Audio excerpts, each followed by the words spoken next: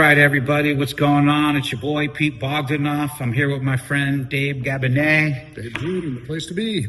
Together we are Middle-Minded. All right, man, today we are going to talk about war. What the fuck is it good for, as they said. I always thought we were anti-war. Here we are in the Iran conflict, what's happening in the Middle East. I hear 11 countries getting pulled into it by Iran. I have no idea why they're stupid enough to do that, but we are currently in a war, as President Trump has decided to put the hammer down on Iran. But today we're going to keep it not so much only that. We're going to talk about Iran, but as Dave, as an ex-Marine, probably has a lot to say on this subject. So I think we're really going to lean on Dave today to talk about war and what we think about it. So I'm going to chime in a little more than lead today. So Dave, what's on your mind? Yeah, war. Let's get after it. So I want to first say, yes, I was in the Marine Corps, 0311 infantry, although I've never been in combat. I served during a mostly peaceful time. Actually, when I was in boot camp at Parris Island, I remember the Marines were in Somalia as a peacekeeping force, and so all the drill instructors were like, "Yep, just plan to pack your bags and go right to Somalia."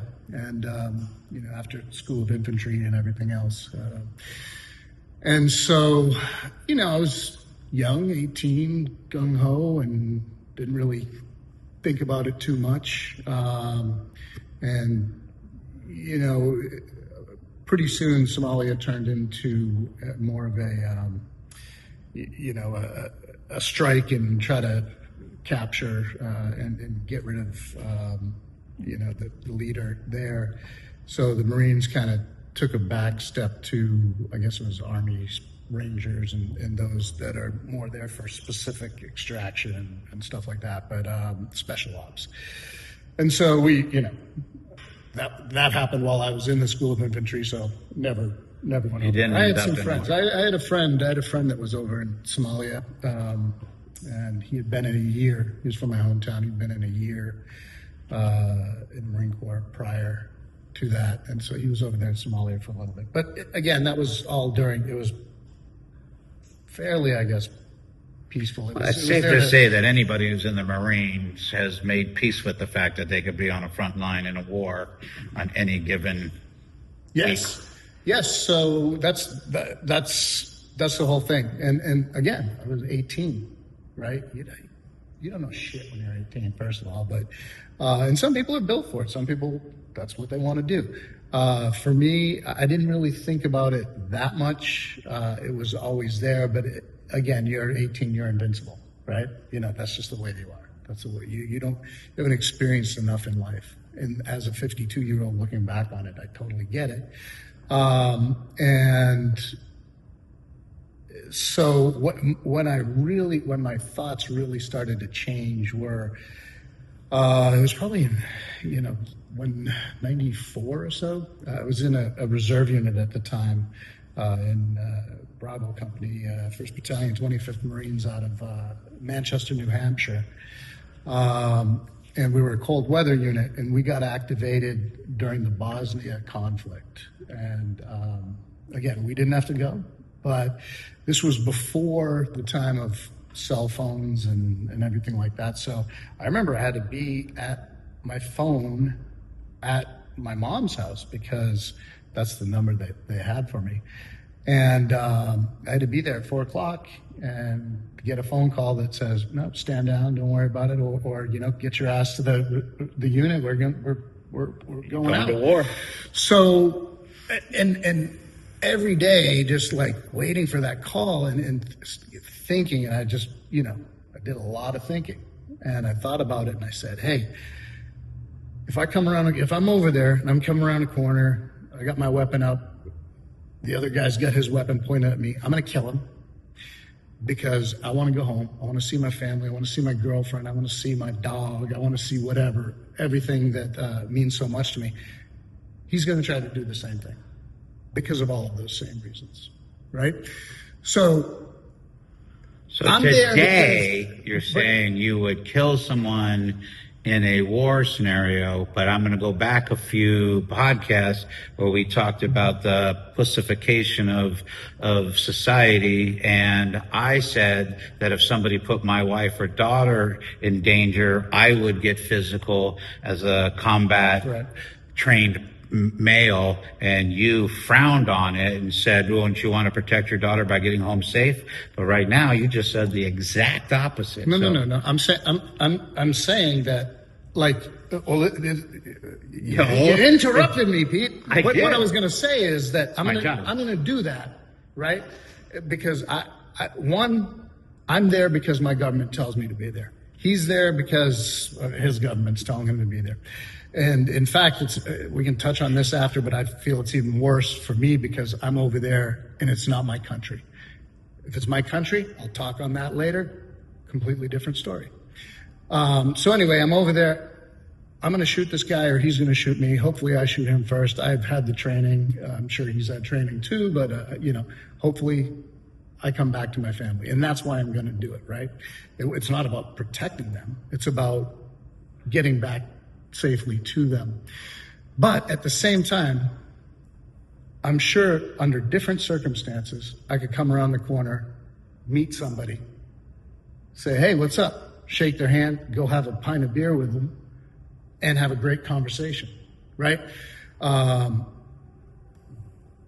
we're in this circumstance that puts us in that. So that kind of really mentally changed my views on conflict. Now let me tell you why I said to wait.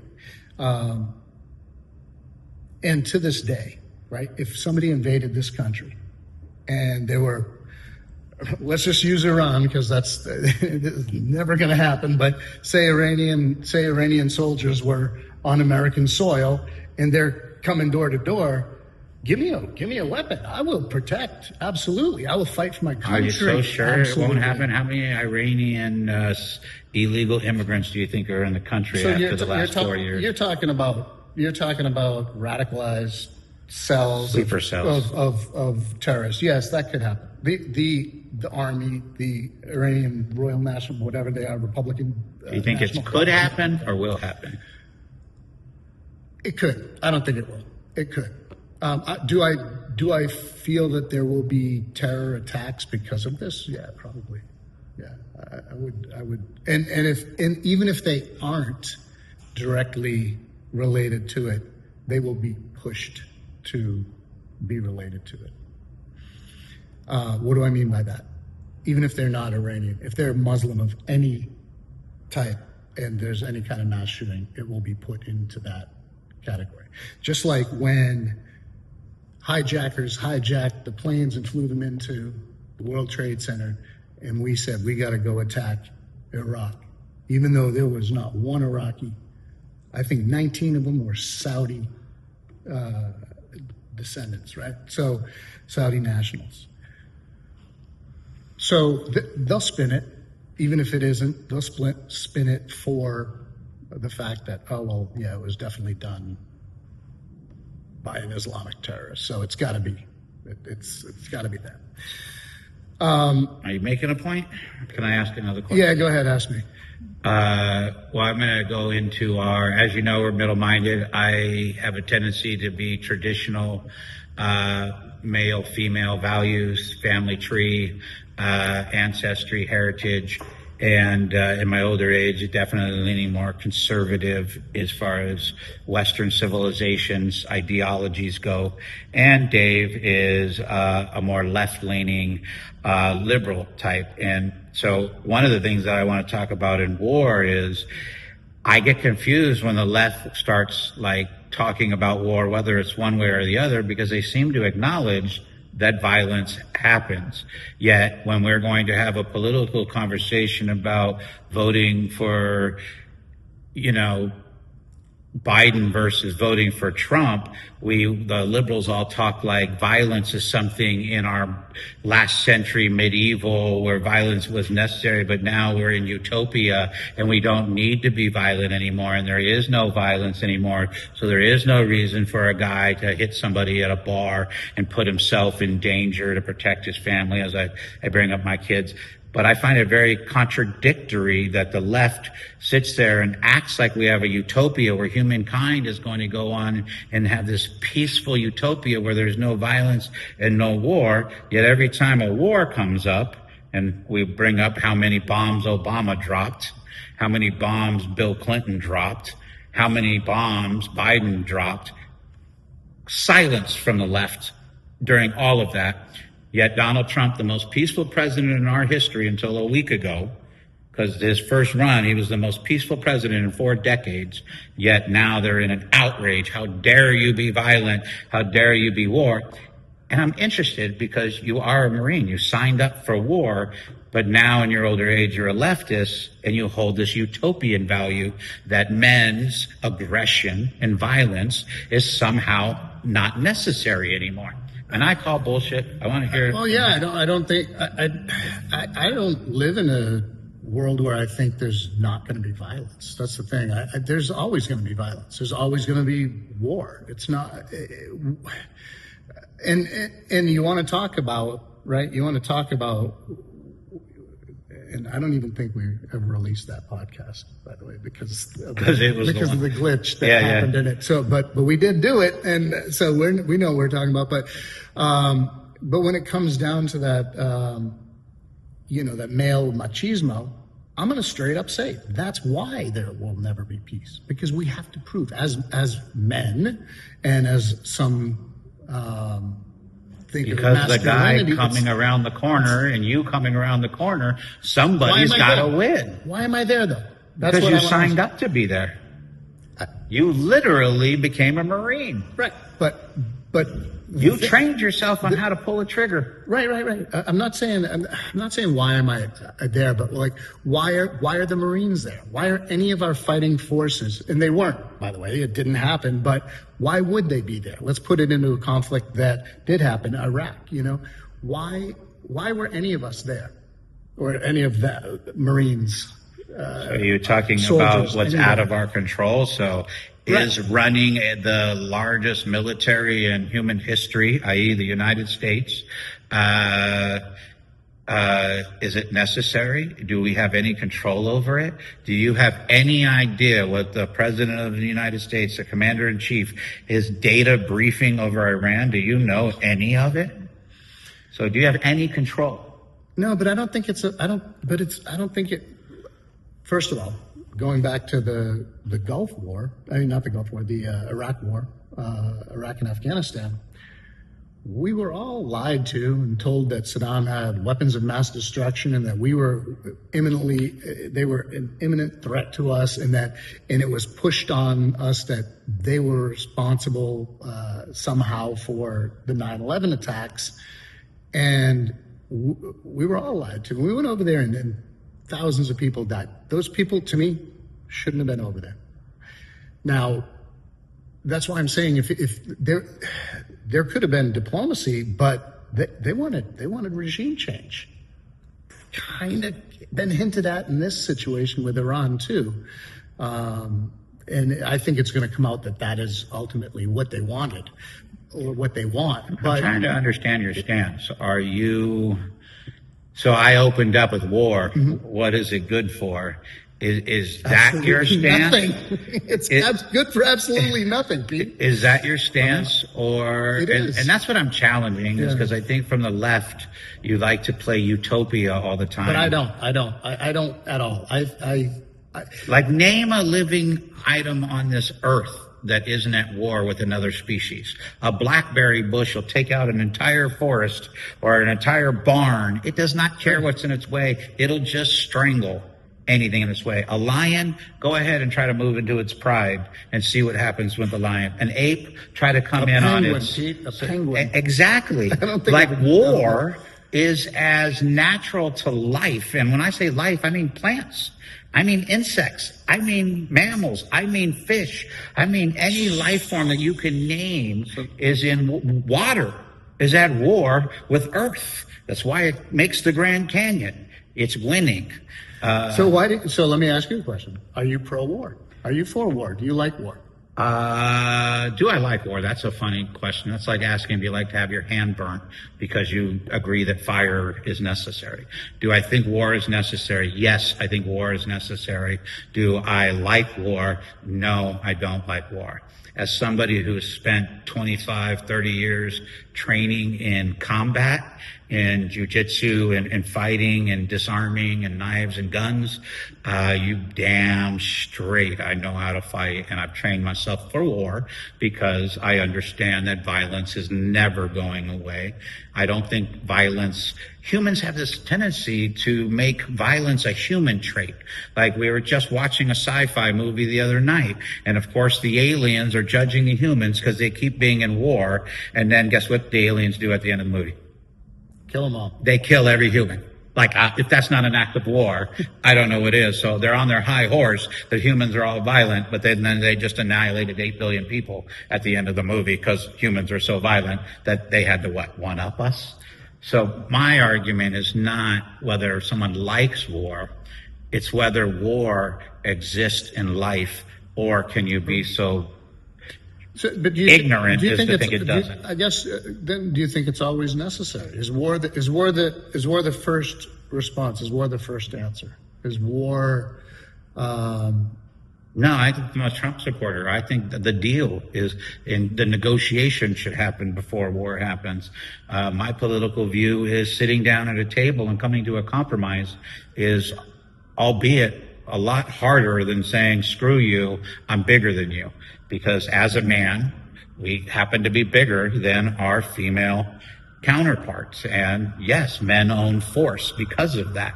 Does that mean that I want to apply force to women? No, that's not what that says. It simply says that that card is in my hand and the other person doesn't have that card. And that's just acknowledging the facts of life. So the fact of life that I'm acknowledging is war is not going anywhere.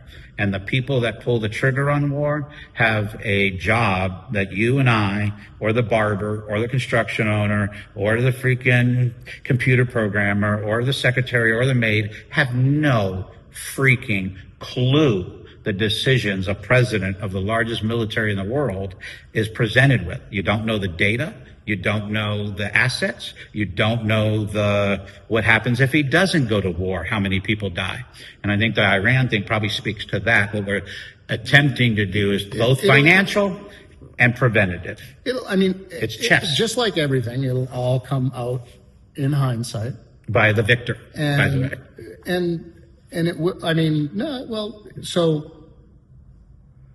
Iraq war should never have been there. And so many people will tell you that. That was a war we didn't need to go into. And in hindsight, we can all look at that and basically say... Do you think they feel that way? Do you think a Muslim in Afghanistan, Iran, Iraq, and I'm probably being cliche and how racist of me, who follows Sharia law and the religious belief of Muslims and their right to listen to the All-Father that kill all infidels. So if you have one group of people that want to kill everybody who doesn't follow Allah, and you have another group of people trying to be all races, colors, and sounds, inevitably you're going to have war, whether we pull the trigger or wait for them to pull the trigger. That's not the religion of Islam. That's the fundamentalist. That's like, I could say the same thing about Christian, far right nationalist Christians. It's like, there's nothing wrong with Christianity as a whole, but fundamental, when you twist it, I don't think this war not is this about war. that. This war is about this is about global powers. If I had my finger, it's Russia, China, the United States controlling fuel and commerce and playing a game of chess. And this is what I mean to get outraged about any of these presidents, whether it's Putin, whether it's Trump or whether it's the leader of China or any other of the major powers in the world, to sit here as citizens and to claim to have the intellect. And I'm going to say you can't have the intellect because you don't have the data. That data is not given to the public. And if it was, it'd be really weird. Transparency only goes so far. If they use Signal, it is. Huh? If they use... if Pete Hegseth puts it out on Signal. I love Pete Hegseth. It is so nice to be putting some balls back in our military. The Department of War not hiding under some other name. Putting stupidity into our military, in my point of view. Because you prefer to have the transgender generals? No. Colonels, I'm sorry. No, I prefer to have intelligent people. And is it? Okay, so we talked about you going into conflict. So should women be drafted into war so that liberals can have their equality? If there's a draft and they want equality, then yes. Sure. And I think, send Barron too. Mm-hmm. Why not? Look at both Prince Andrew and not Prince Andrew, what's his name? William and his brother Harry both served. Prince Harry actually did 2 combat tours in Iraq and Afghanistan. Probably the most protected soldier on the whole damn battlefield. He's a helicopter pilot. But yeah, I mean... Did he do the hard helicopter pilot mission or did he do the soft helicopter? We don't know. I don't know. I guarantee you he was protected. I don't know. I would protect him if I was Prince Charles. Well, no, he's the second. They don't need him. They got William. That's why William didn't do it. I would protect my offspring. If my daughter said I want to be drafted and I was in a general, I would make sure my daughter went to the softest military place she could go. Just it's human nature. You protect what's yours. So yeah, I mean, if you, I mean, I don't have anything. I don't have any issue in an arbitrary situation, and you're in a mixed unit with female combatants and male combatants, and they say, Dave, here's Cindy. You guys have each other's back. Go out into the desert and fight the Afghans or the Iranians or whoever it is. You're comfortable with that? If she's skilled and she can how much do you weigh? How much do I weigh? 200 pounds. How much does she weigh? I don't know. Maybe she weighs 200 pounds. She gonna be able to carry you anywhere? Sure, she can drag. You put you take your poncho, and hook me up with that and drag me. That's not what the firemen say. That's not what the Green Berets and the Navy SEALs say about women passing fitness tests. When they have to carry men, they're basically dead men and women that have to fail. And I'm not being like you can be mad at me all you want from a feminist standpoint, but size matters, and women are smaller than men. And mixing them in combat is an absolute tragedy.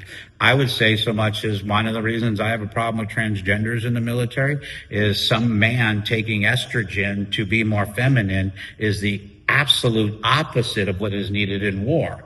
Yeah, if I wanted to create super soldiers, I'd be pumping them with testosterone, not estrogen. So, like, biology just gets thrown out in these equations. I think you have to take it as the situation. If it's how many women do you think would sign up for the draft? That's making it optional. The draft isn't optional. It isn't optional. But I'm just saying, if we hypothetically made the draft to go to Iran and fight on the combat in the desert, in the blood and the guts, how many women do you think would actually line up versus how many men? Like, I just tattooed a guy who is 50 years old, and he told me on this Saturday, or rather it was Sunday, that he is going to enlist if the Iran conflict gets any more. He was hoping that he could go on the front line, but at his age, he's not going to go on the front line. I don't even know if they'll accept. But he volunteered. His wife's also in the military. Guess what she didn't do? Yeah, I don't know if they'd take him. But men run to war, women don't. But that's just a fact. I think that also combat roles is so large. It's not always fighting on the front line. Drone pilots or pilots in general. And so tell me, are you going to pick a female pilot over a male pilot? Nope. Neither, right? No, I'd pick a male. You'd pick a male. I have Why? fast reflex response in the top plane. I would always men. The women, that's not to say they can't fly, but if you're going to go in a dogfight and you're not using AI or computer systems, let's say for the sake of just being physical in an airplane, men have what's called fast twitch muscle response. That's why we are better at everything from, I mean, even golf and the game of pool or ping pong, which require no muscle. They simply require a very fast response, and women do not have the muscle fiber. It is not in their biology to operate at the speed we do. I don't know. That's science. That's not in my opinion. I'll have to look into that. You're going to have fast so basically, twitch muscle response. Okay. Look it up. So you're telling me that every male pilot is better than I didn't say every female pilot, but if you ask me to pick a pilot and you line up the best women and the best men, I am inevitably going to bet on the men simply because their biology puts them, number one, aggression.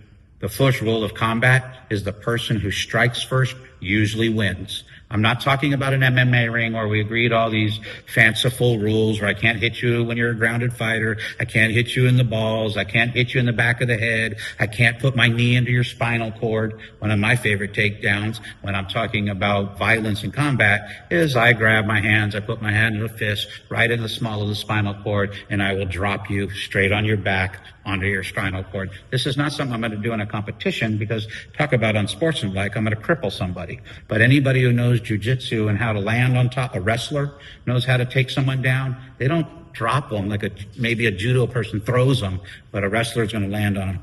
I know that if you grab the spinal cord and you land on that spinal cord, you're probably catastrophic injury in one move. And that aggression is masculine. That thirst for competition and dominance is masculine. So no, I'm going to take the male fighter pilot just like I would take Michael Jordan over Poindexter. Like I just look at the two options. You're going to give me a female NBA player and WNBA player and a male NBA player. Who am I going to choose, a woman or a man? I'm taking the man every freaking time. And I'm sure you're going to take the female remote drone pilot. I mean, the male remote drone pilot because video games are proven to be better video games. They are. And you're going to take the male cook, right? Because they're going to. Why would I take the male cook? My wife is the bomb. I'm the luckiest man on the planet. I'm a better cook than my wife. You own a restaurant. I hope so. No, I don't cook in my restaurant, but that's another. Well, let's get back to war, because I did want to take this point because Dave and I have argued about feminism and the feminism of humans right now at this time period.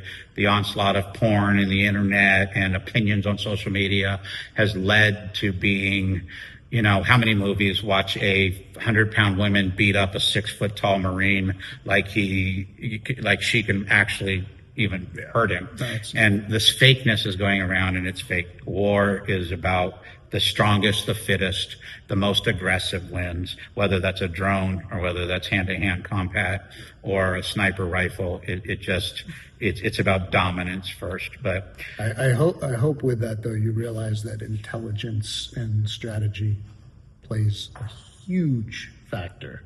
Yeah, but then you would be arguing that women are more intelligent and better strategists. Is that what you're arguing? No, I'm not talking male or female on this. We've moved on. We've moved on, okay. I'm talking that when you said dominance in like physicalness, whether it be male or female, intelligence and strategy and knowing, the next move is. Well, let's pivot on that because I think, I want to hear this. So I'm going to.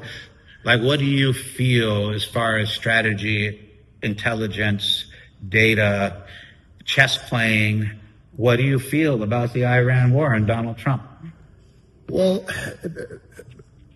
I feel like they don't have a plan. I feel like the plan was to, and this is only my opinion, I feel that Donald Trump was kind of high off the fact that we so easily went into Venezuela and just plucked out Maduro. Now we have a couple people ready to put in, and it seems like it's going to be just, I wouldn't say seamless, but fairly seamless. So you think Donald Trump thought of Venezuela, a third world country under a 20-year slide into poverty with a rebellious citizenship that wanted to overthrow this dictator, is the same as Iran. No, I don't think it's at all like that. That's why I'm saying that I think. So I'm saying I don't think that's a fair comparison. Like Iran's way more dangerous than fucking Venezuela. But I feel like he thought that it was going to be the same thing. The people want to uprise, right? They're riding the streets. They want change. The people want it. Let's do it. Let's go in there. It'll be easy. We'll have the backing of the people. And I think that's a huge misconception. I think the people do want change. A lot of them, most of them probably want change. But one thing that they don't want is an occupation. They do not want American people, boots on the ground, occupying their country. And that's what it's going to take in order to have a regime. Did you see the 60 Minutes interview with the potential new leader of Iran who praised Donald Trump? No, but where is he? Where is he? I'm not sure where the 60-minute interview. I just know that 60 Minutes touted him as the most probable. And he doesn't actually want to lead Iran. He wants to lead the transition. He wants to go. The Shah's, the former Shah Reza's son. Probably. I think that sounds right. Yeah. Again, I'm on social media, so I don't get too much of this. I didn't see the 60 Minutes interview. I did hear something about that. Problem is we killed the leader, Khomeini. We killed him, right? Ali Khomeini. But it's like that's just that figurehead's gone. Well, but the rest of the Iranian Donald Trump Republican, talked about Islamic Republican Guard and all, like it's held together. That's why I'm saying it's not going to be as easy. How many ships did they sink? You said the entire Navy. Pretty much. Well, that ain't too held together. It's not about the Navy. The Navy's one thing because that was Iran's way to really put an economic stranglehold on. Because if they could, block the Strait of Hormuz, then oil can't get out, right? And then economically, people here are going to feel it. Well, what do you think? What do you think about Iran's strategy? I heard they bombed 11 countries around them. So you're sitting here, this country that's under attack by the largest military in human history, and you decide to retaliate by hitting all of your neighbors with random attacks. I don't know if you're talking about chess and intelligence. That didn't sound too smart.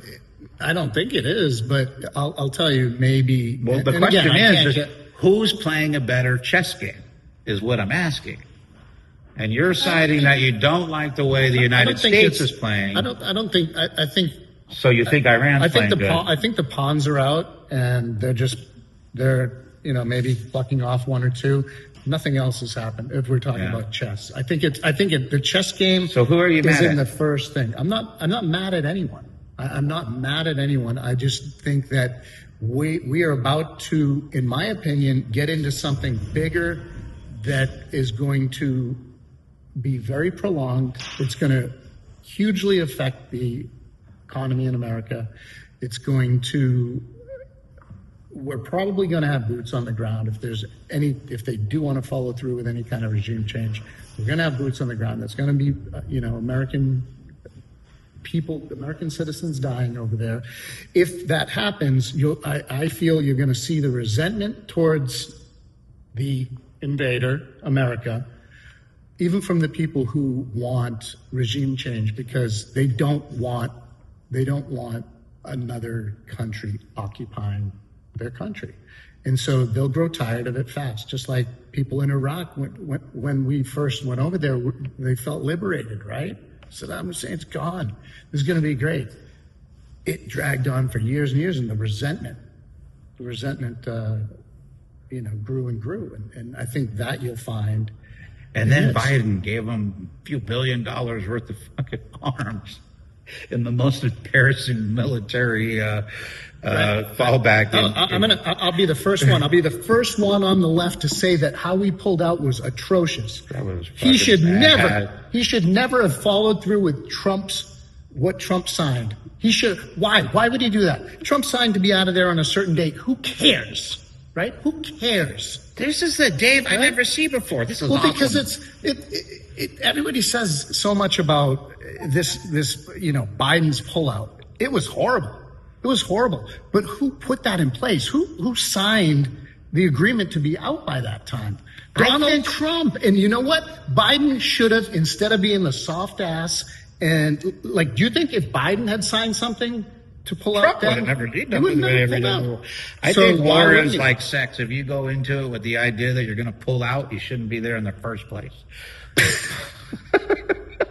How's that for a freaking crossover? Wow. Right?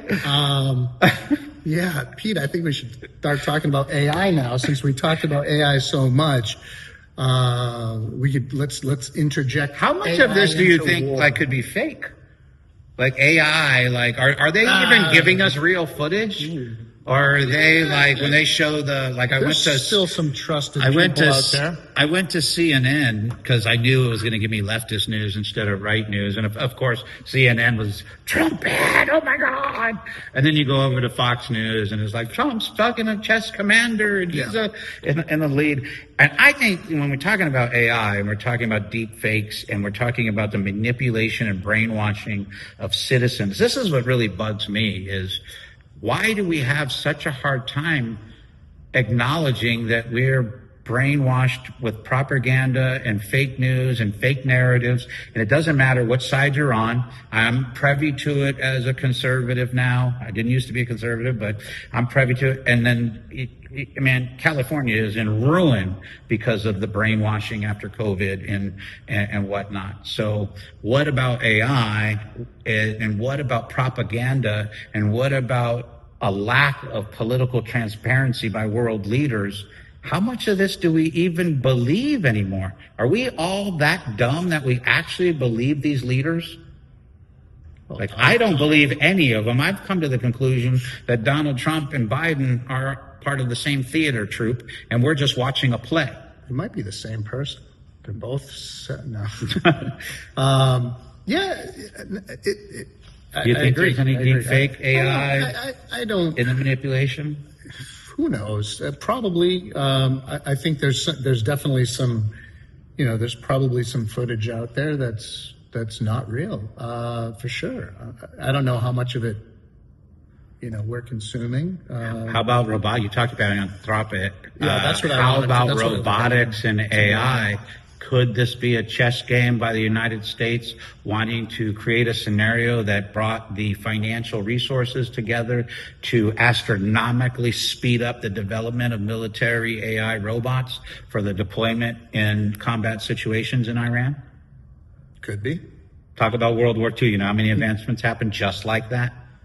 War is profitable, and I know you're a business owner, and you listed a bunch of worries about It's not profitable to me. gas prices and whatnot. So we could either take this negative, like war is going to be bad on the economy, but most politicians and historians will tell you that war is actually positive for an economy because it puts people in focus and to work. Well, You need money to buy bombs. Look at this. Yeah, absolutely. And who makes the bombs? We do. So. So I need to go search for military contracts in my brand gravity studio. Absolutely. Well, look at this. I invested a little money into Raytheon and Lockheed Martin recently, just small amounts, but I did do an option the other day, quick little $100 thing that,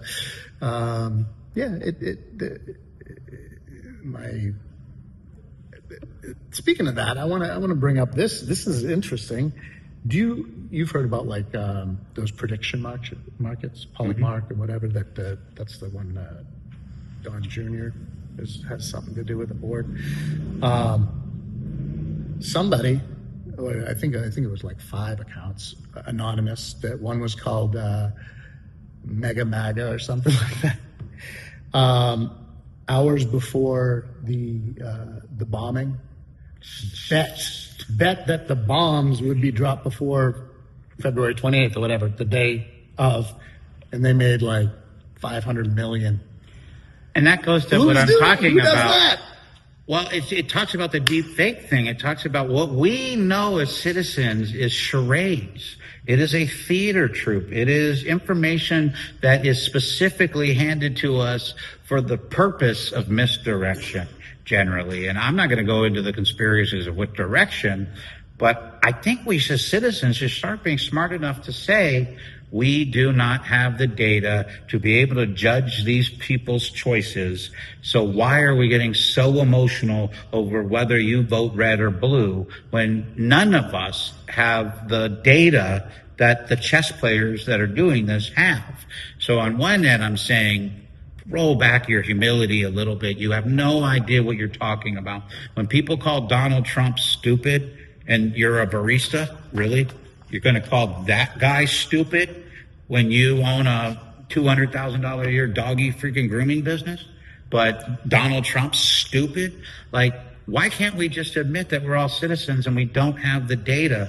We haven't been trained to make, like, I read The Art of War, part of my business strategy, part of my combat mindset that in training in jiu-jitsu and whatnot.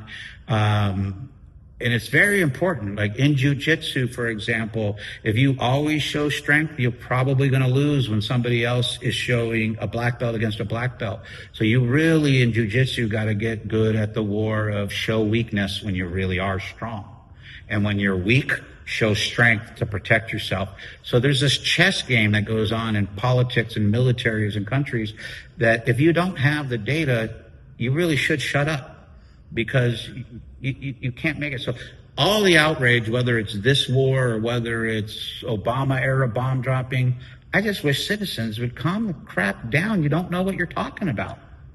Yeah, I think it has a lot to do with it. That's our tax dollars. I mean, they're talking about, just bolstering up the supply of ammunition right now is going to be anywhere from 50 billion to 500 billion. We're only 38 something trillion in debt, and we just add another 1.4 trillion. It's just like, isn't that another set of data that you have no idea what you're talking about? I mean, you know the numbers because the CNN fed you the numbers, or Fox, or whoever you listen to. Doesn't matter what side. Nation. It doesn't matter. Journalism is dead. We all know it. Yeah. It hasn't been an unbiased. So you can actually in decades. In New York, I think it moved. I forget where it was before, but there was a national debt clock, and you could watch it, and you watch it just spin and spin and spin and keep going up and up and up. The numbers are real. I think it's funny that we're in California. That's like the EV capital of the planet. Like, we're going to save the planet by all going to electric vehicles, yet we're in Iran over a war about oil. It's like the leaders know that the electric revolution is somewhat of a facade. Yeah, you got it's not a facade. You got the Chinese pumping out EVs that are better made and made cheaper than we're doing here. And there's see, I'm a mixed. I like to mix it. I don't think that, like, EVs are not good right now for certain things. They're great for certain things. I don't think that we should eliminate all gas. We can't have any gas. It's got to be all electric. That's not right. I think we need to mix everything, but you got to look at But is this war over gas? I don't think. I don't necessarily think it is. I think, again, here's the other thing. You got certain parts of our government telling us that it's because Iran's an imminent threat to getting nuclear capabilities, right? You have the director of national intelligence, Tulsi Gabbard, who I really want to hear more about her perspective on this, because this is one of the reasons why I actually liked Tulsi when she ran as a Democratic candidate, because she was for. I would have voted for her for president. By the way. I would have too. now You hear that, people now that I call wouldn't- me Nazi because No, I I wouldn't. vote Republican now? So- I would have voted for Tulsi Gabbard as a Democratic president in a heartbeat. So You all fucked up when you put Kamala freaking hyena there. One of the things that I liked about her was the fact that she was against endless regime change wars. And so even though she has come out, and that's why you notice there's silence, there's nothing from her. They're not even putting her on anything anymore. She came out and said that she didn't believe that Iran was an imminent threat just a few months ago. And you got people in the administration, especially Trump. I'm going to say Trump because he's the one that's posting everything. He's the always president. posting, but he's always posting too. So it's not like love him for it. Trump says Go that Trump. More. Trump said that we obliterated the nuclear program in Iran, and there's no way they're going to be anywhere close to having any kind of nuclear capability for decades. Back when we bombed them recently. Now he's coming out saying, oh, that's an imminent threat and they're going to have nuclear capabilities within a month. Which is it? Come on, man. Which is it? Did you decimate it? Do they have the capabilities? I don't care if, but pick one thing and stick to it. The thing I don't like about this administration, one of the things, is that everybody says different stuff. It's like you got, and I think it has a lot to do with social media and the posting, and everybody gets ahead of themselves. Why is Trump even posting about the what's going on? I think it's funny then when you have people to walk everything back. I think it's hilarious when people think that Donald Trump actually grabs his phone and tweets. I do not in any way, shape, or form think that Donald Trump runs his social media. I am a tattoo artist with a small business, and the first thing I would replace if I had any money was getting a manager to run my social media for me.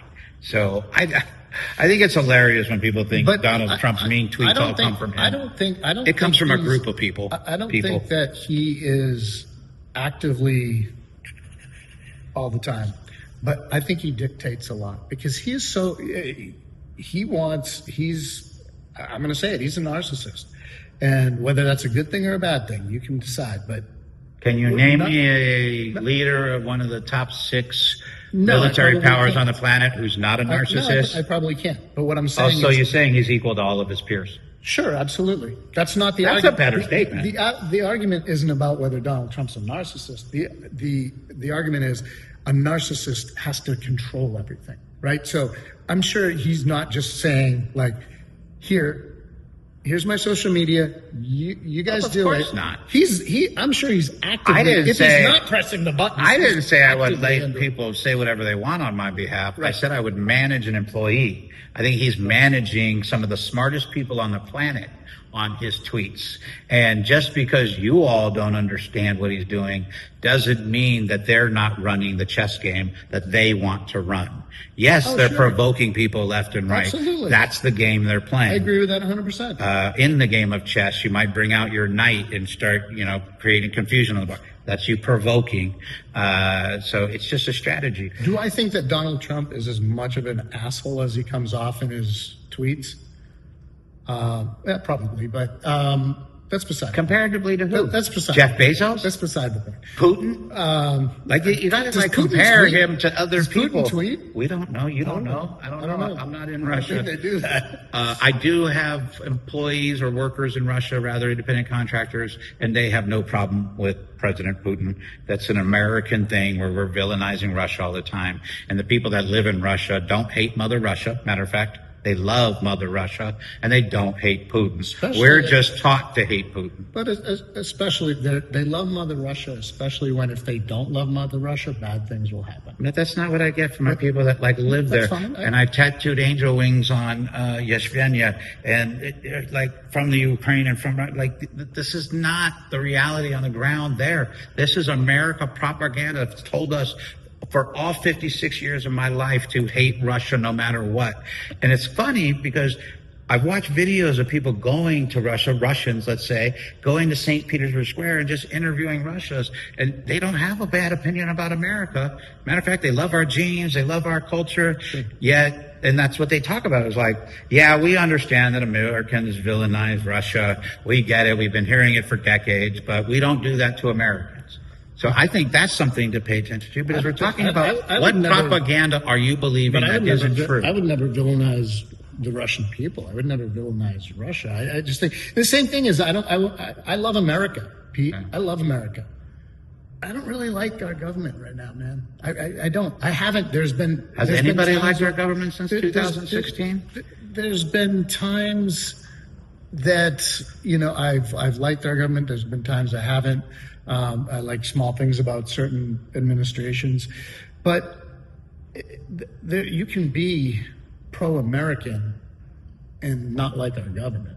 And, you know, you talk bad about the government now, or what the government's doing, what the administration's doing, and you're just like when you said, oh, you say something and the left's going to call you a Nazi, right?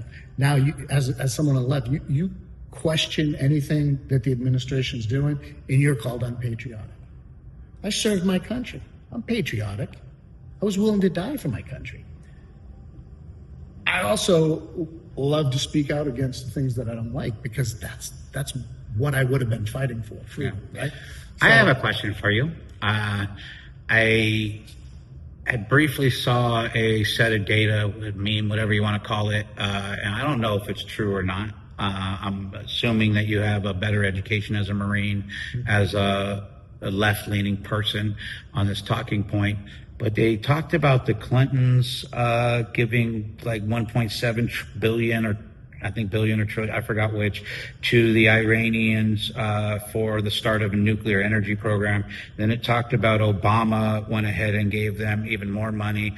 The Hillary Clinton ended up giving them the ability to enrich uranium with another $1 billion investment, and then technology. And then Biden, during his terms in office, also gave them 1 billion for nuclear related expenses. And why? So what I don't understand is, why is the Democratic part of our government giving Iraq, Afghanistan, Iran, any of these places this money for specifically nuclear? Like, I don't understand why your presidents do that. I'm gonna go. Well, there are presidents, just like President Trump is my president, Pete. Yeah, and I have a right to complain. He's my president. So I'm asking you as a leftist, why are you okay with those people that I'm talking about? I'm gonna. Like, doesn't that seem stupid to you? In comedy is called the callback. We should not question our government, because they know much more data than we do, right? So that's not what I said, by the way. I said don't lose your shit over it because you have no control. Right. I said the serenity prayer. So that's what I'm saying.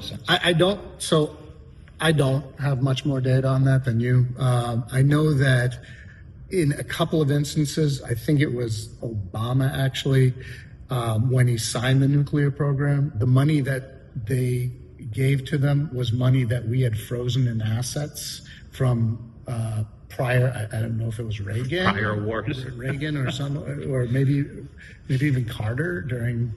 It could even be Nixon. It was way back when we froze the assets, and I'm not going to pretend like I know, but that's what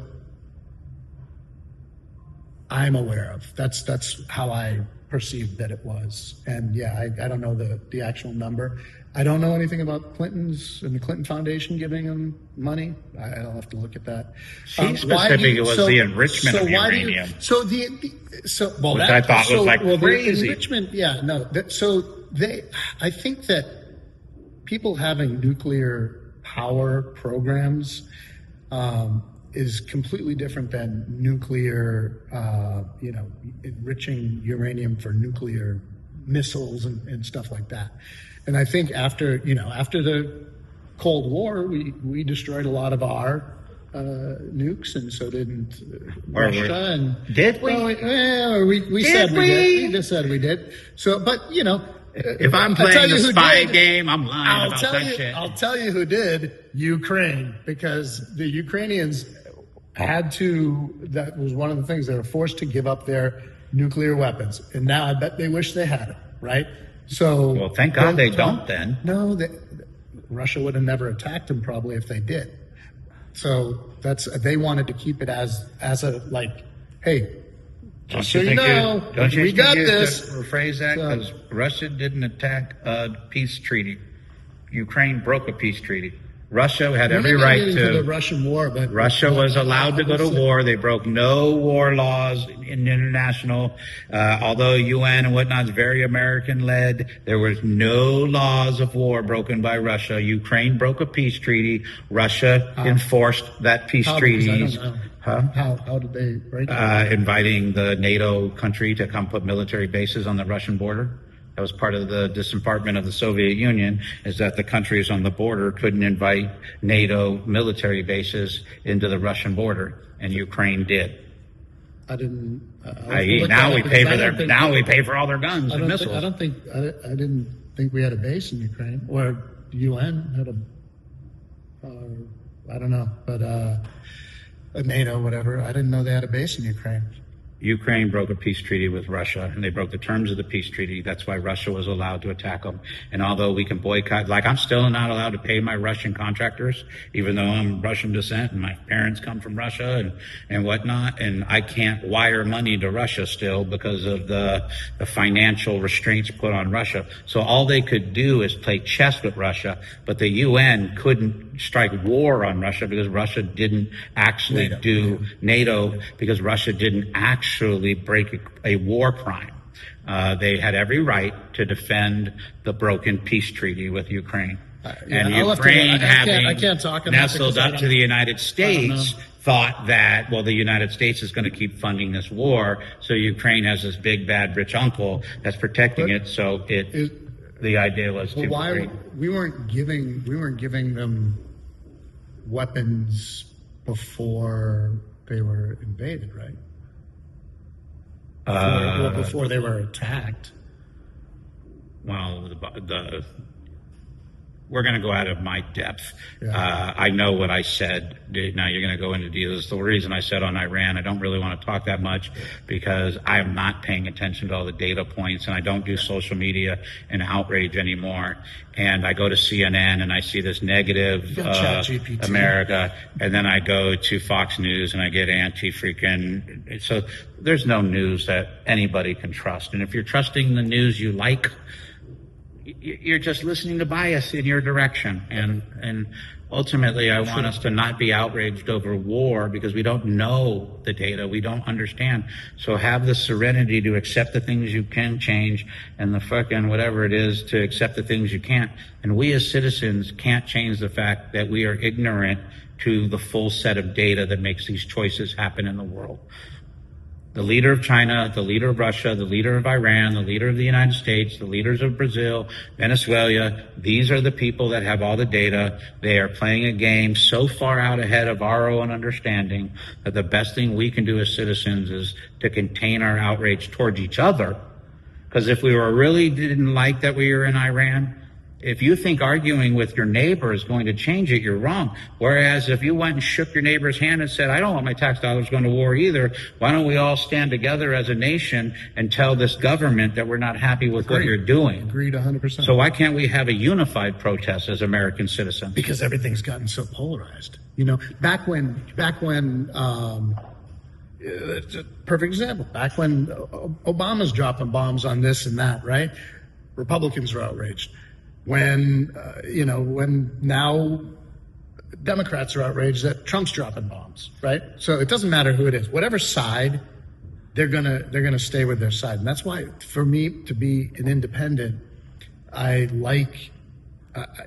can criticize things I don't like about Democrats. I can criticize things I don't like about Republicans. Do I lean left? Yes, I absolutely do. But I can get down with some moderate Republicans, get down with some moderate Democrats. Probably moderate Democrats a little easier. Don't get down with all the far left. Definitely don't get down with all the far right. And so I still don't even know what far right means, because I lived in Florida for 6 years, and I listened to all my California liberal friends tell me how all my neighbors were cracker, redneck, Nazi, white supremacists. And I'm like, that's funny. My neighbor's name is Carlos, and the one next to him is Anthony. No, I live in Ellington, Florida, a suburb of St. Pete, with a very, yes, my neighbor is mostly white, but the neighbor behind me is black. The neighbor over here is, the direct neighbor behind me is the Mexican family behind me, and a black family next to them. And then we're going across the street to have hot links with the black gardener for Kurt. And is there a cracker in that neighborhood? Yes. Did I come across a person who leans white? Supremacist? No, not white supremacist. I think Democrats believe in white supremacy, and I know most Republicans do not believe in white supremacy.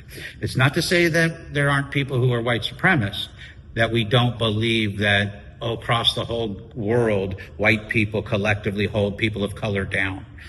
Just because one person wins the championship doesn't mean it's because they played unfairly.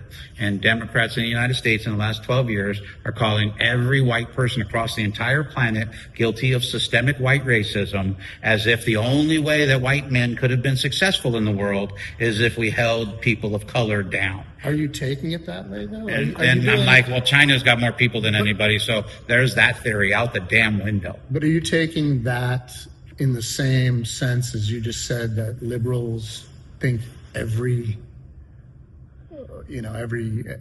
Republican is a racist? Because I don't think, I don't.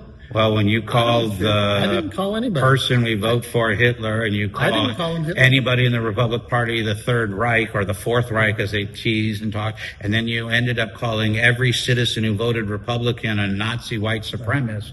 I call bullshit, Dave. That's what the left did. But they crossed the line. If you can go back and either talk about a reason for war. If you can go back in either my feed or anything and see where I called Republicans Nazis, I'll give you money, because it doesn't exist. I didn't.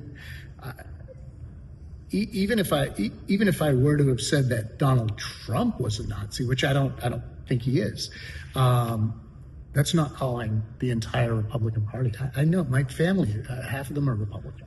I have a lot of friends that are Republican.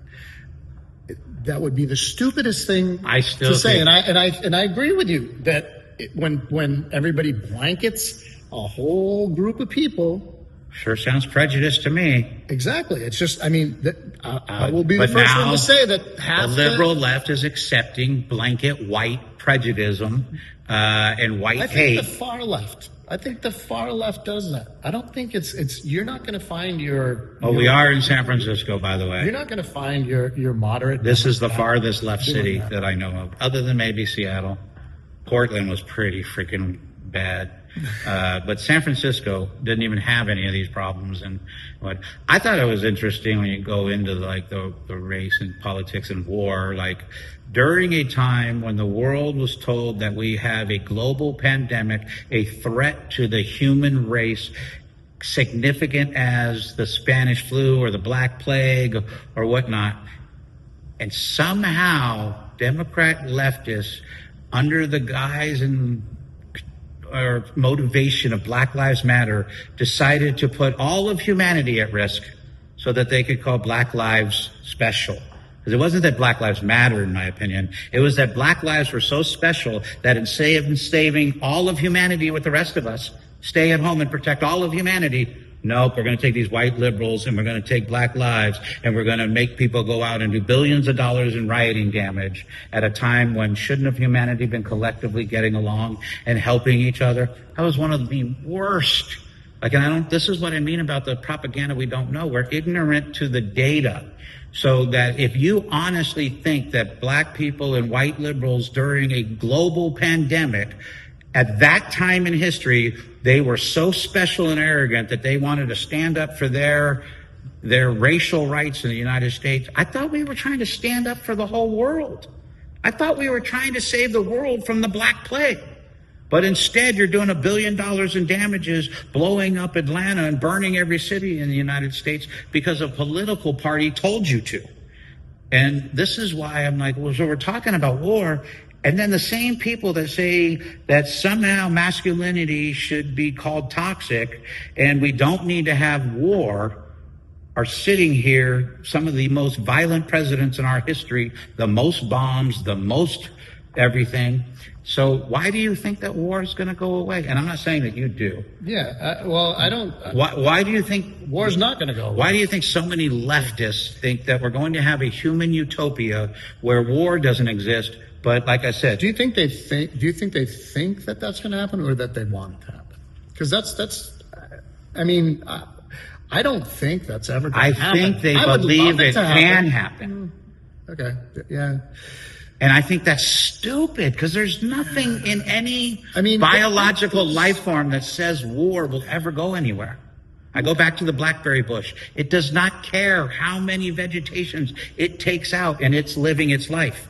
The canopy of redwood trees doesn't care how many plants are not going to be able to grow under its shade.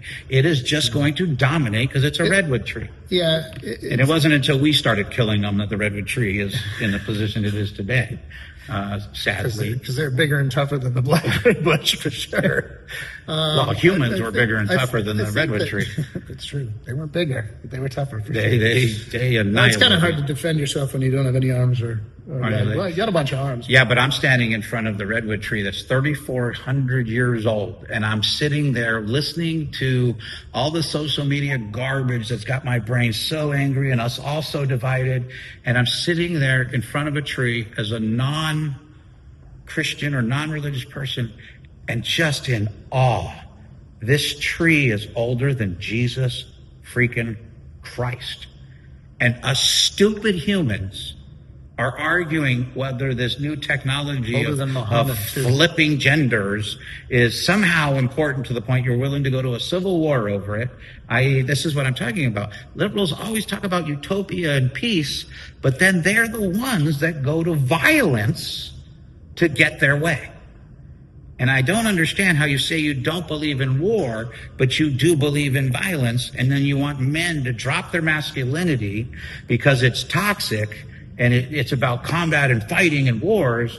But you can't show me any time in human history where war has not existed. You can't show me a lion that hasn't gone to war. You can't show me a mountain lion, a bear. You can't show me a badger. You can't show me a scorpion. You can't show me an ant. You can't show me a tree that doesn't go to war with life on a daily basis. So I wish I could just stop. War is here. I don't like it. Yeah. What is it good for? Maybe, I don't know. But I know it's not going anywhere. But why can't people be outraged about it?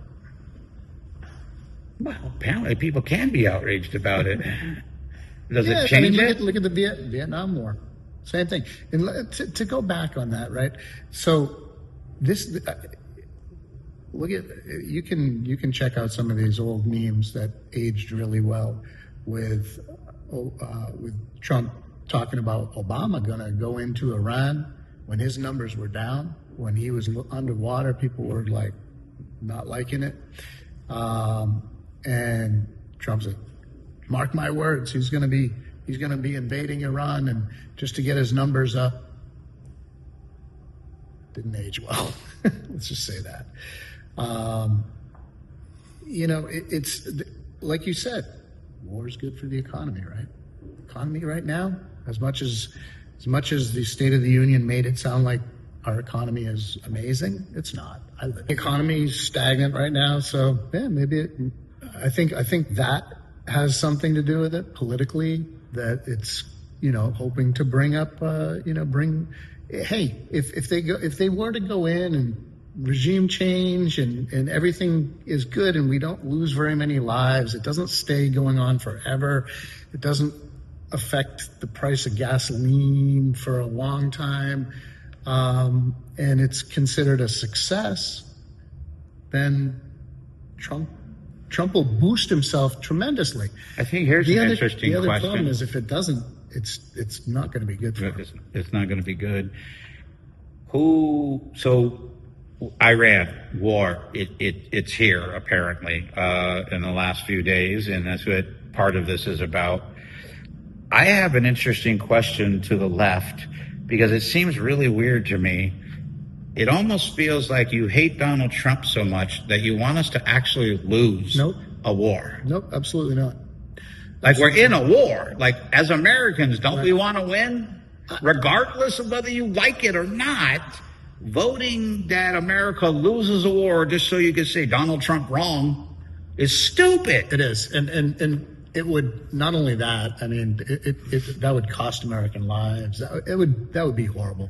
It would be absolutely the worst thing. I'm hoping that we now, can find a way to negotiate something and find an off ramp that this doesn't drag out for years and years and years.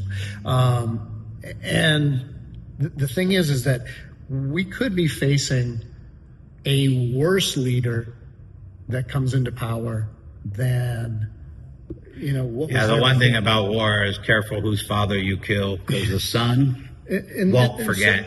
So there's a couple things that I really wanted to touch on in war. So I'm just going to, since we're running kind of long, I'm going to touch on here because I wanted to tell this story.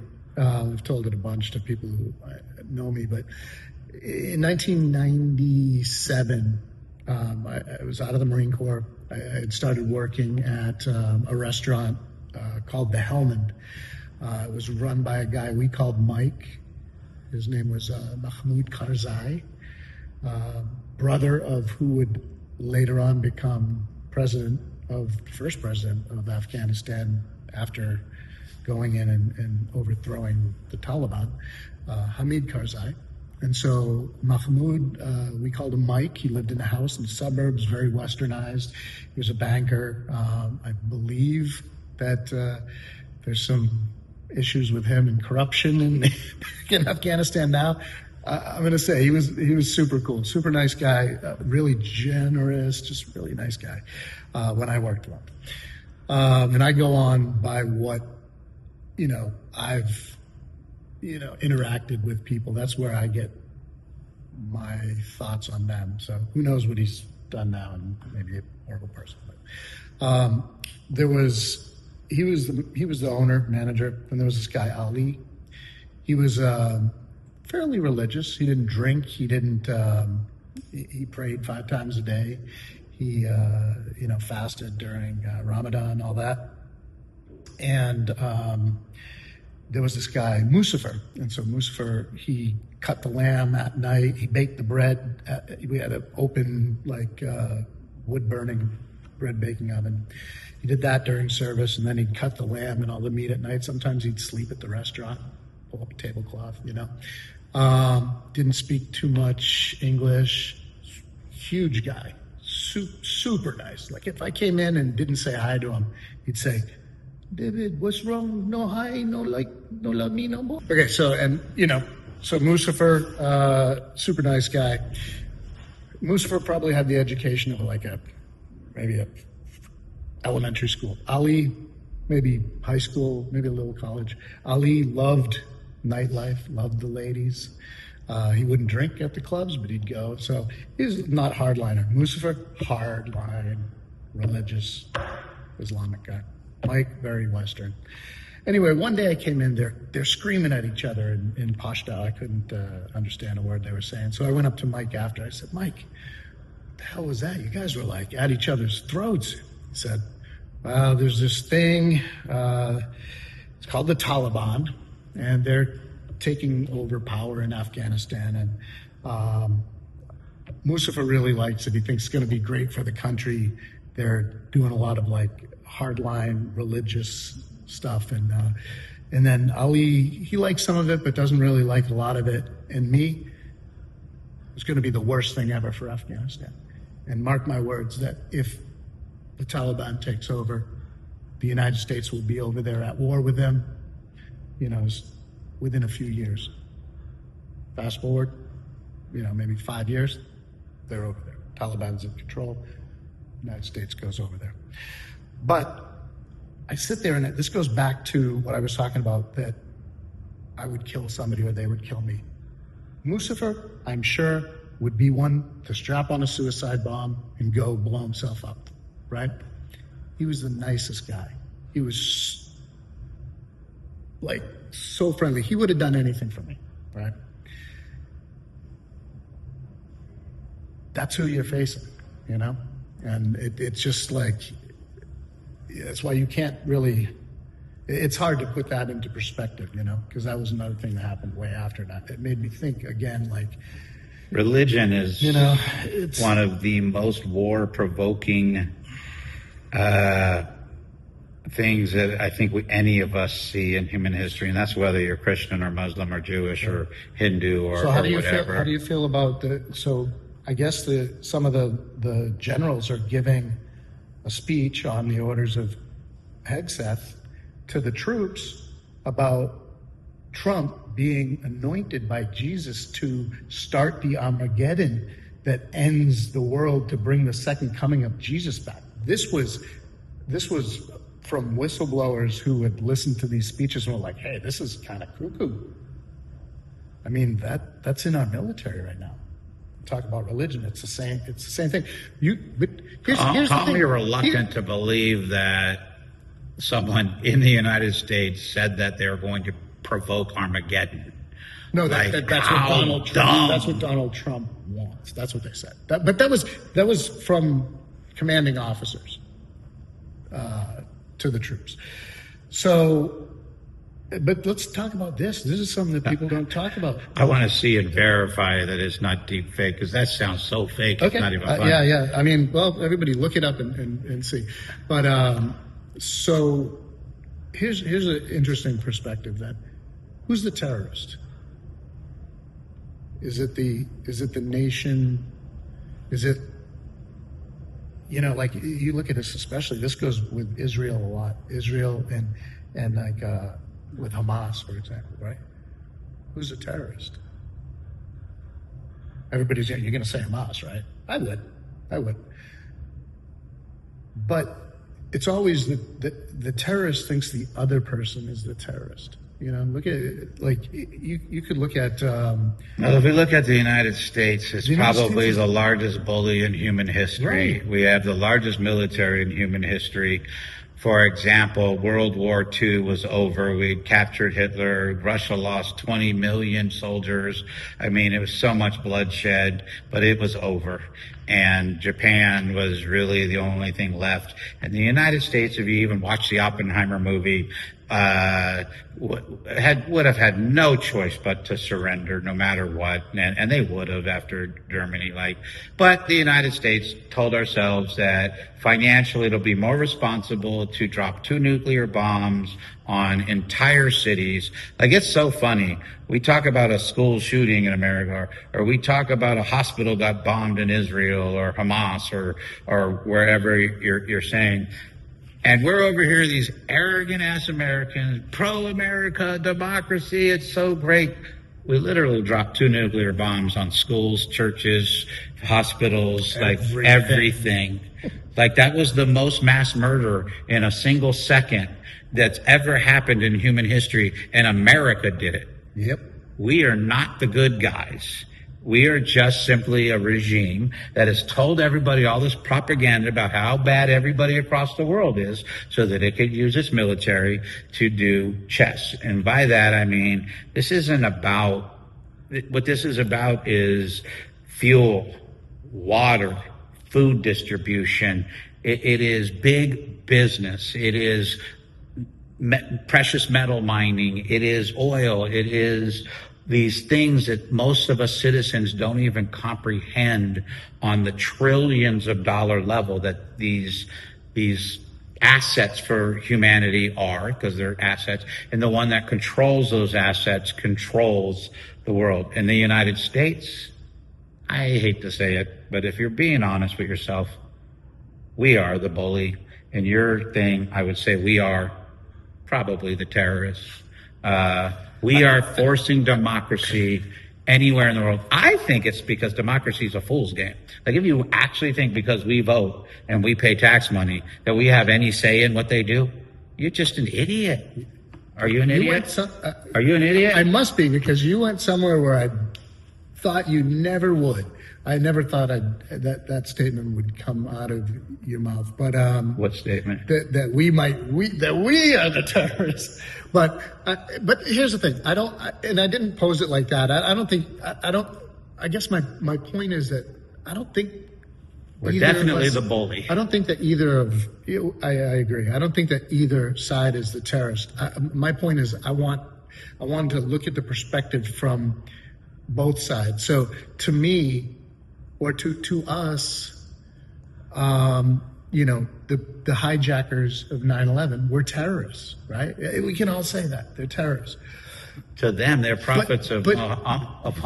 But it's not. And it goes further than that. It goes further than it's the fact that we're the bully, and we always have been. So when you say, like, if we say insurgents in Iraq are the terrorists, are they the terrorists or are we the terrorists? I know that I'm that'll piss a lot of people off, and I don't think we're terrorists. I don't think they are. I think it's just whatever side you're on, the other is going to be the terrorist, but and that's super controversial, but we're told that, that's what we're fighting right now. We're fighting terrorism. I think everybody is scared of AI, and not even AI, because it's AGI, and then it's ASI, I think it is, artificial superintelligence, that everybody keeps being afraid of, because human beings know we're trash. We know we suck. We absolutely, when you think of what Meta, YouTube, Instagram, TikTok did to humanity on forcing doom scrolling on us, and what I mean by that is the algorithm and rage cycles, where they literally piss us all off, get us to fight with each other, then show a kitten video, and then sell you a pair of tennis shoes. They literally put human beings through that 100 times a day, every single day for the last 20 years. They did it on purpose. That's how dirtbags humans are. That's what a dirtbag Mark Zuckerberg is. That's what a dirtbag Bezos is, during COVID, he became the richest, what is it called? The overturn of wealth from the poor to the wealthy was the largest in history during COVID. And the people that did it, dirtbags.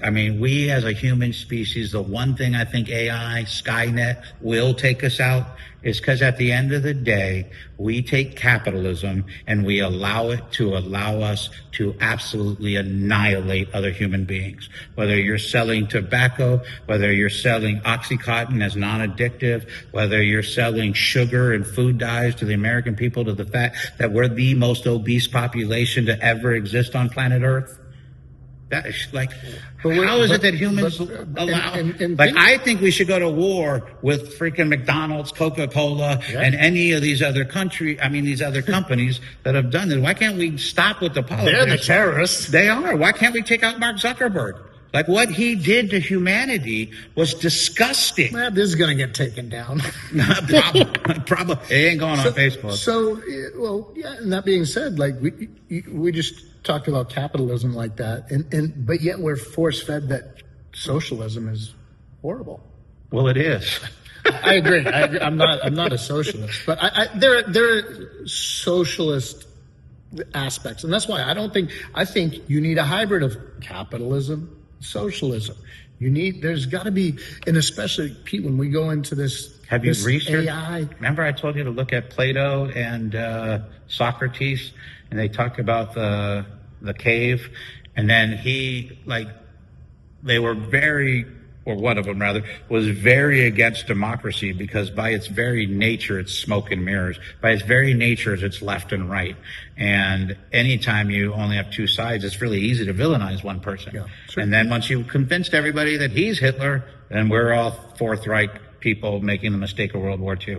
And so you can hate us, and so you can say, let's go to civil war, all over what people said. And the people that are saying this is what I'm saying we shouldn't trust. War is not going anywhere. You should not trust the reason they tell you that we're in war. I don't know that you should so gung-ho go sign up and let's go fight for this war. I really think with the advent of internet technology and connectivity, I almost want to see not like Antichrist or Armageddon type talk, but why is it that humanity can't use this tool to allow the middle class, which is 80% of the freaking billions of people on this planet, 90%, to get along and say that if you can't be transparent with us, you can't lead us. Like, to say that our government's allowed to not be it's one thing over like spy bullshit and whatnot. It's another thing to hide agendas that are for other purposes. Like, I think we're probably in the Iran war. If I was going to say the chess move that's being done is this country needs to be brought back to unity. And there's no better way to bring a country to unity than to find an enemy. So Trump found an enemy. Would you agree with that? I partially agree with that. I definitely agree with the concept and how, and I think that it's more than that. I think, to me, I think it's more that I don't think Trump cares about unifying us. That's the thing. I don't think that Trump cares about unifying us. What I do think that he cares about is getting everybody behind the country. And yes, in that case, what are the consequences of unity, and why would Trump be against the consequences of unity? And consequences doesn't mean negative. It just means what the repercussions of any action has what's called consequences. Some of those consequences are your girl gives you a big smile when you say, "I love you." That's a consequence of sharing love. Here's the thing. I wish he would.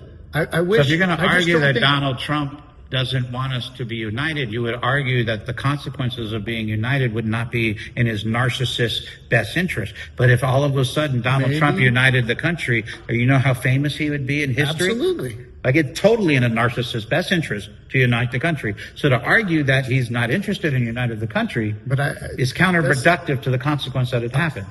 I understand that. That's why I think that, what's he going to do? What was his game all along? To divide the country as much as possible. But did he divide the country, or did the Democratic Party divide the country?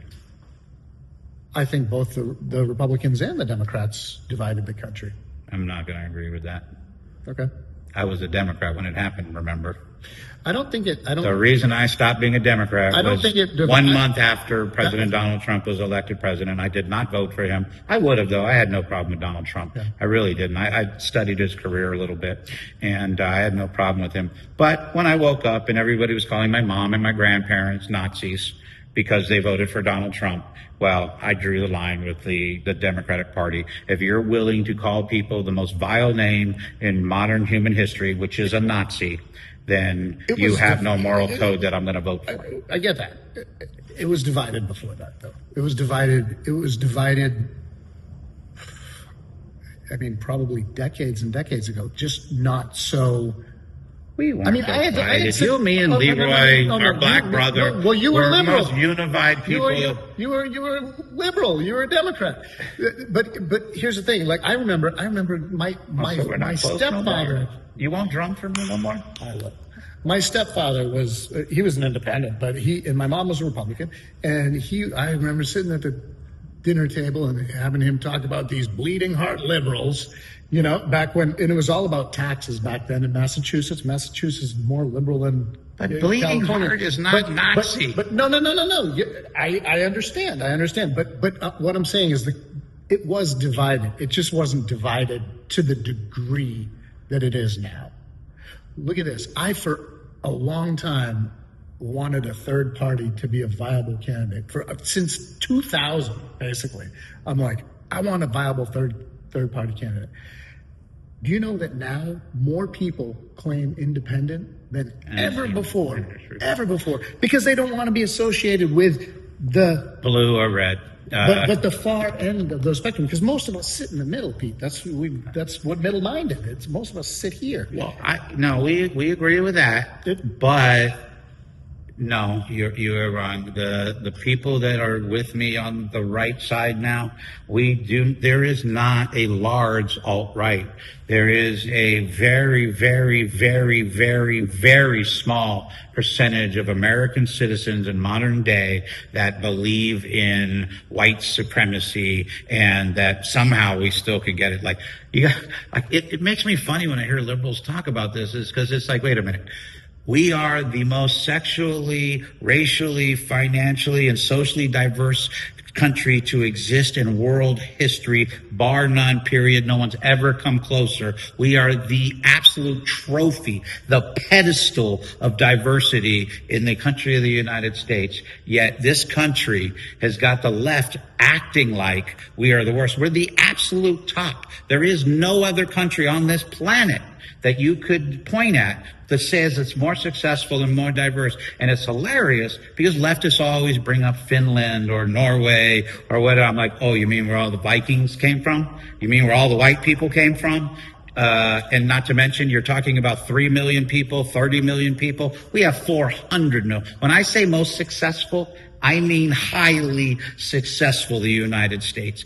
And the fact that we are the most diverse socially, sexually, financially civilization to ever exist. Why in our world, why in the last 12 years or so are we even talking about civil war, talking about it? Why are you allowing your leftist friends to say this? Because the percentage of people on the right fringes that are, but that's what I'm saying.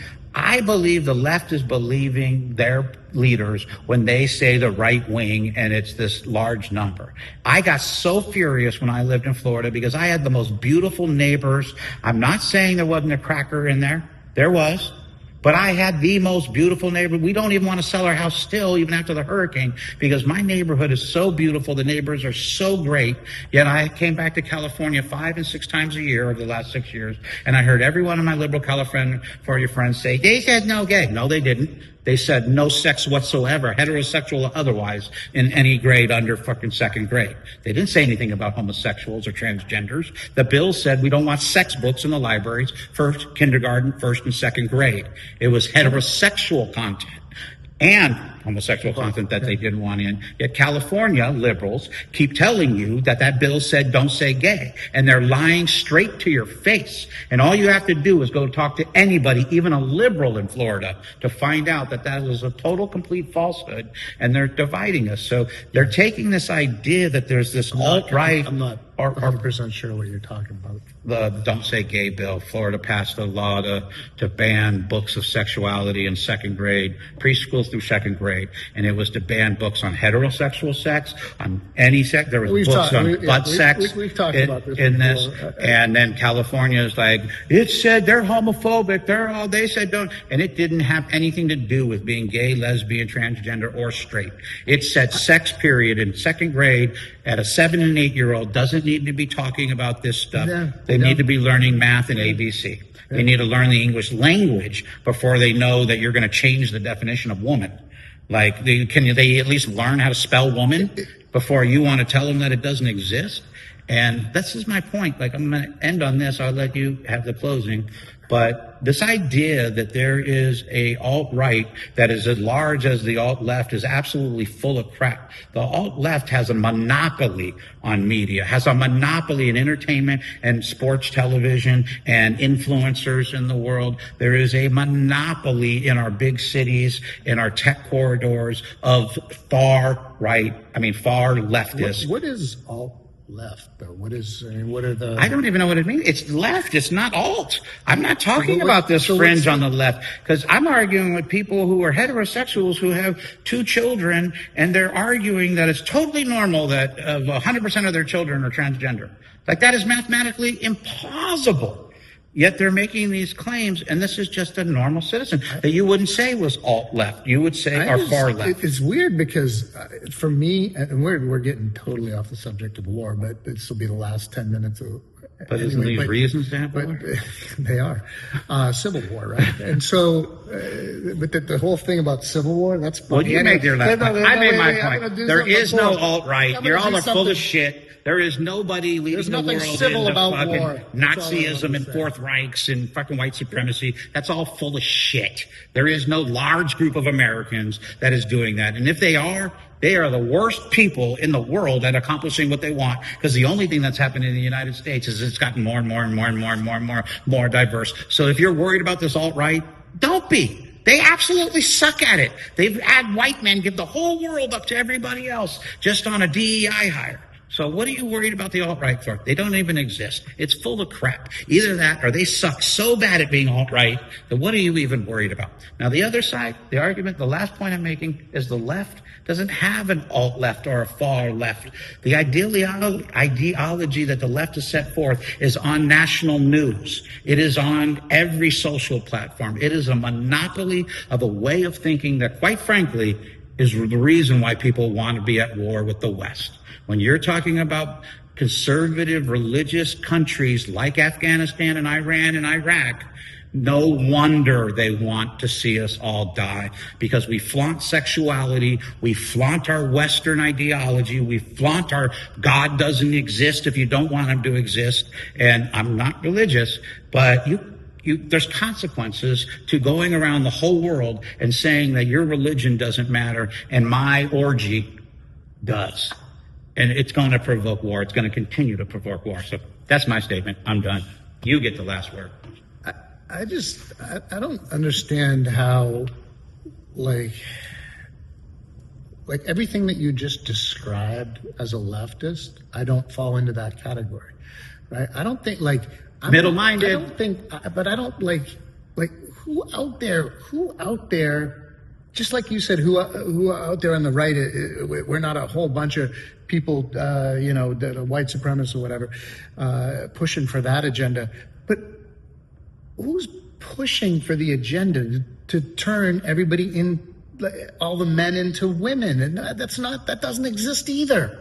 It doesn't. It's like, my thing is, if you want to be, that's your choice. We're not talking about little kids and that. We can get into that discussion in transgender, because I think differently on that. But if, as adults, and you know what? I think that now, it's funny. Back in the 80s, if you were gay, that was like shunned upon. Now it's like, who cares? It's the trans. If you're trans, you're shunned upon. No, you're praised. You're put on Good Morning America. There was a 7-year-old drag queen boy on Good Morning America. It was actually a couple of years ago, but they just bring it on the news because someone was laughing at Good Morning America for the fact that they were pushing cross-dressing and drag queen and transgender, and they paraded a little boy who was in a wig and everything and dancing erotically. I think this guy was like 8 years old or 9 years old. Again, we're getting into the kids part. But that's a reason for war. It's on subject. Yeah, people will go to fight for messing with kids. Cross-dressed. There's pictures of him. Who cares? J. Edgar Hoover, FBI director way back, notorious cross-dresser. If that's your bag, have you ever put on a prettier woman's panties? No, I have not. Well, good, because we're middle-minded. We don't do that. Or I don't do that. It's not. But I just think But aren't these reasons to go to war? I think the right blows up left issues and the left blows up right issues, and and isn't the point of middle-minded so we can freaking point that out and realize that 90% of us are in the middle. We don't have the knowledge and the data. That does make us ignorant or naive, whatever word you prefer, but it means you lack the information that a president of a major country has, a general of a military has information and data, and a game plan, a business plan, if you will, a country plan that they're following that you know nothing about. And I really wish... And I question that they have one. That's all. Question that I wish we'd all just get together in the middle and realize it's us and them. And yes, I am saying if someone's in power, don't believe a word they say. We should be checking every word that every politician says. And when we Right or find them left. lying, Right or we left. should be taking them out of office. It is that simple. I don't care if you lied about I didn't have sexual relations with that woman, or if you lied about freaking Stormy Daniels. If they were caught lying, they should be out of Yeah, office. but most of I know we gut the whole entire friggin' world of politics. got half the. But wouldn't we more be than in a place half. you trust We more? would, absolutely. Wouldn't that be middle-minded? Absolutely. It would. So let's try to work towards that. Is that your last point? You good? I'm good. This was a little bit of a long one. I kind of knew it was when it was going to be you and me, because I talk too much. And You said you weren't going to talk this whole time. oh, I let you talk a lot. You're the war veteran. You're the I'm not a war veteran. I'm a veteran. I'm a veteran, but not a I combat personally don't like war, but it is a necessity of being alive as an organic species. I don't think it's going anywhere. I think you should decide which side of a war you want to be on.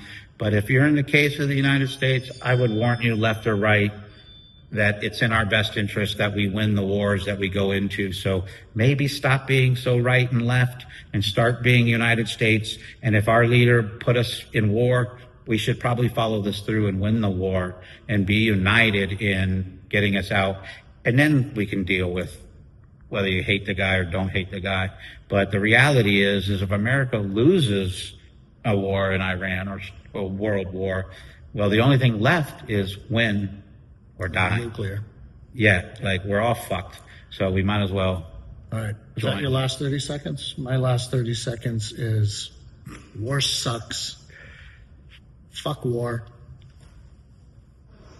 It's never going anywhere though. And, hopefully there's a off ramp to this war that doesn't involve a lot of anyone dying. I almost said a lot of Americans dying. I don't want to see Americans die. I don't want to see Iranians die. As you said, who's the terrorist? I don't want to see anyone die. And in this case, it's not really about terrorism, but, I don't want to see anybody die, man. I want the war to end as quickly and easily as possible without any or as little economic turmoil or bloodshed and death for any side. That's it. That's my 30. I think it should be like Mortal Kombat. We should throw away war and giant tanks and planes and nuclear, and we should all just go back to picking out a superior warrior. I take Johnny Cage. Who do you take? I don't know. You don't even. He's going to show up with his pants down. I want to break dance in battle. I did that at Christmas War. We used to go down there and spin on cardboard for tourists. Like in Beat Street, the Roxy battle, New York City Street. Breakers, and Michael Jackson come back. Rocksteady Crew. And there we go. Rocksteady Crew won, by the way. Fuck war. Absolutely. Enjoy, y'all. Middle-minded. Peace and love.